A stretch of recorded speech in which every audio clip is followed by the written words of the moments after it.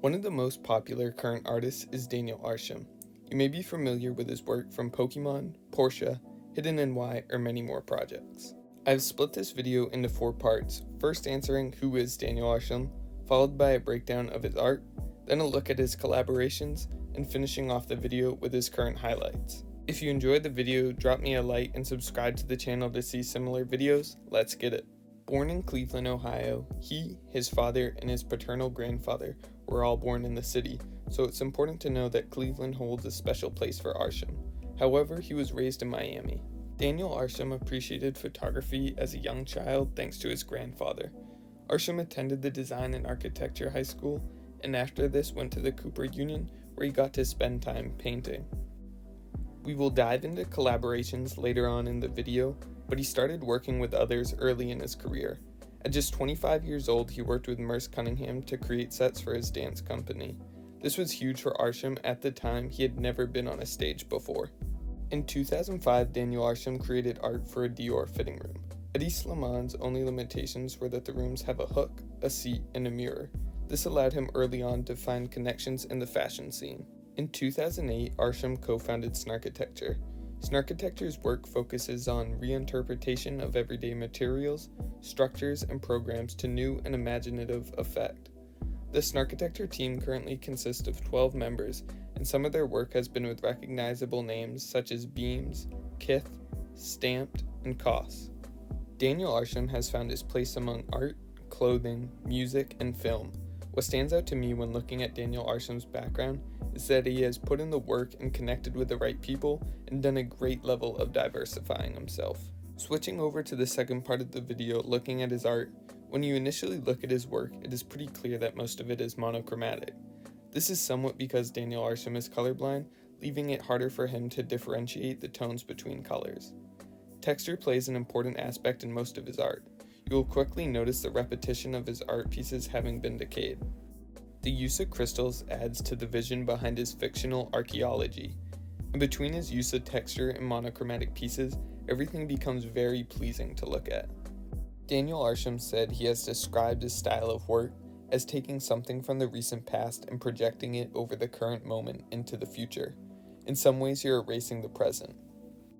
Choosing phones, Pokémon characters, or famous pop culture items to add his artistic touch to have been specifically selected because we as the viewer have a direct association with these items. Arsham experienced Hurricane Andrew as a child, which made a significant impression on him. This event partially inspired his broken down style. His work has also been inspired from a trip he took to Easter Island in 2010. On this trip, he experienced a confusion in time between those there and the location. This event helped inspire his use of playing with time and history in his art. When people dislike his art, it seems to be because they are looking for more meaning in his work. Personally, I enjoy when there isn't a backstory to every piece, and specifically with Arsham's work, you're able to use your imagination to wonder how it ended up in its decayed state. Looking at many of Daniel Arsham's collaborations, fashion is a reoccurring theme. If you guys are more interested in his work with fashion, I'd recommend you check out Brave New Wear's video on this. His work with Kim Jones at Dior, in my opinion, is one of his most impressive collaborations. For more affordable clothing, he's also partnered with Uniqlo and Pokémon to release a range of t-shirts. Looking at the footwear side, we've seen both Suicoke sandals, which you can currently find on sale for a good price, as well as Adidas, where he's worked on a few models over there. Music is also something Daniel Arsham is passionate towards. He has worked with Gunna and Usher to release album covers. His collaboration with The Weeknd released a really nice vinyl, and they also released a range of merchandise containing tees, sweats, a hat, and a varsity jacket. With Pharrell, they recreated his old Casio MT500 in Arsham's signature style. The two also came together to make a life-size cast of Pharrell, which Pharrell spent 2 hours inside remaining motionless. Pokémon has to be one of his more popular collaborations. This partnership originated when Daniel Arsham created a Pikachu sculpture and then was contacted by the Pokémon company to work together in the future. Arsham has always had a natural love for the shape of Porsches. He got to explore this passion and interest through his many collaborations with Porsche, which have all become very popular. In particular, I really enjoy the jackets. I think all the cars are cool, but the jacket is sick. Other collaborations to quickly note are Heinz, Rimowa, Disney, Tiffany & Co., and IKEA. Finishing off the video with current highlights, I have to start with his third Pokémon installation.